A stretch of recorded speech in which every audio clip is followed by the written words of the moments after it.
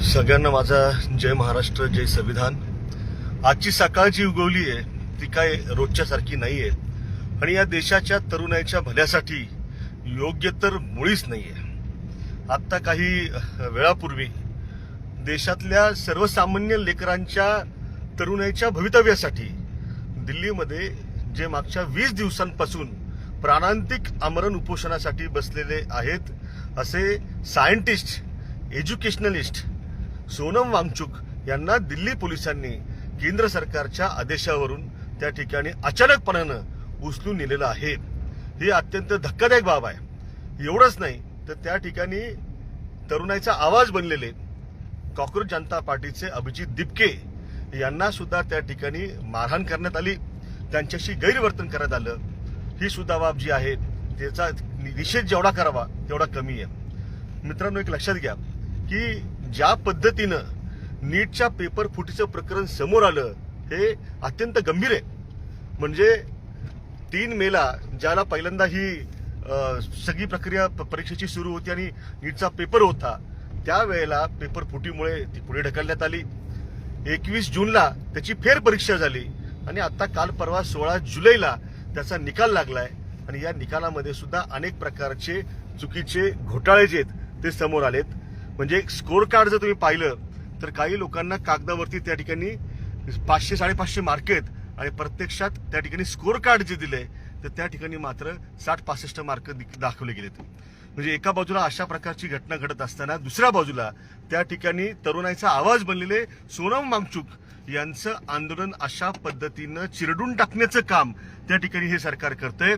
मुळामध्ये वांगचुक यांच्याशी आणि आंदोलकांशी सरकारनं त्या ठिकाणी संवाद साधायला पाहिजे होता। मागच्या 20 दिवसामध्ये सरकारचा एक सुद्धा प्रतिनिधी किंवा कुठला मंत्री त्या ठिकाणी अधिकारी म्हणा किंवा नेता म्हणा त्या ठिकाणी गेलेला नाही, त्यांनी कोणताही संवाद साधला नाही। त्या उलट आता हे आंदोलन चिरडून काढण्यासाठी त्या ठिकाणी पोलिसांना पाठवून मोठा फौजफाटा लावून सोनम वांगचुक यांना अँब्युलन्समध्ये घालून त्या ठिकाणी नवी दिल्लीच्या सफदरगंज रुग्णालयामध्ये नेल्याची बातमी आता त्या ठिकाणी वाऱ्यानं सगळ्या देशभर पसरतीये।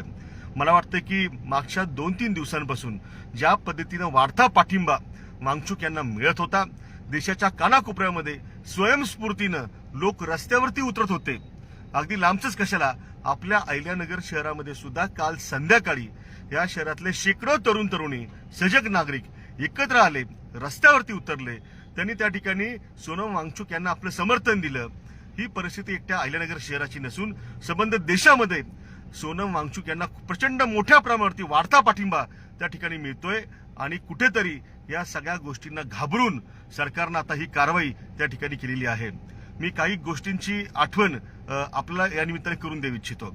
म्हणजे अगदी लाल बहादूर शास्त्री ज्याला या देशाचे रेल्वे मंत्री होते त्याला एक रेल्वे अपघात झाला, शेकडो लोक त्या ठिकाणी मेले। लाल बहादूरजींनी त्याची नैतिक जबाबदारी स्वीकारली आणि तात्काळ आपल्या रेल्वे मंत्रीपदाचा राजीनामा त्या ठिकाणी दिला होता। त्यानंतर तुषमाचारी हे देशाचे अर्थमंत्री होते, LIC मध्ये त्या ठिकाणी घोटाळा झाला असा आरोप त्या ठिकाणी झाला म्हणून त्यांनी त्यांच्या मंत्रीपदाचा राजीनामा नैतिकतेच्या मुद्द्यावरती दिला होता। के कृष्ण मेनन असतील, त्यांच्या काळामध्ये त्या ठिकाणी ज्याला 1962चं भारत आणि चीनचं युद्ध झालं त्यामध्ये ज्याला आपल्याला पराभवाचा सामना करावा लागला, नैतिकतेची जबाबदारी स्वीकारून त्यांनी सुद्धा राजीनामा दिला होता।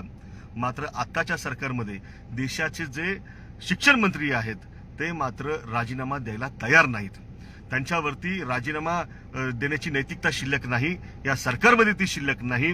मी आज ज्या पद्धतीनं सोनम वांगचुक यांना त्यांचं आंदोलन मोडीत काढून त्यांच्याशी संवाद न साधता त्यांची इच्छा नसताना जोर जबरदस्तीनं त्यांना त्या ठिकाणी जे उचलून नेले, या प्रकाराचा तमाम अहिल्यानगरकरांच्या वतीनं, महाराष्ट्रातल्या तमाम जनतेच्या वतीनं तीव्र निषेध या ठिकाणी करतो। आणि मित्रांनो, मी आपल्याला आवाहन देखील करतो की सोनम वांगचुक यांच्या समर्थनार्थ आपण जास्तीत जास्त मोठ्या संख्येनं, आपल्याला रस्त्यावरती उतरणं शक्य नसेल तर किमान फेसबुकवरती, इंस्टाग्रामवरती, सोशल मीडिया प्लॅटफॉर्म्सवरती लाईव्ह येऊन किंवा पोस्ट टाकून त्या ठिकाणी एक मोठी मुवमेंट जी आहे ती आपण या निमित्तानं उभी करावी आणि या आंदोलनाला पाठिंबा द्यावा। लक्षात घ्या, हे जे काही आंदोलन सुरू आहे हे आंदोलन कुठल्या खासदार आमदारांच्या किंवा सेलिब्रिटींच्या पोरांसाठी नाहीये, सर्वसामान्यांच्या, शेतकऱ्यांच्या, कष्टकऱ्यांच्या, मध्यमवर्गीयांच्या लेकरांसाठी आहे।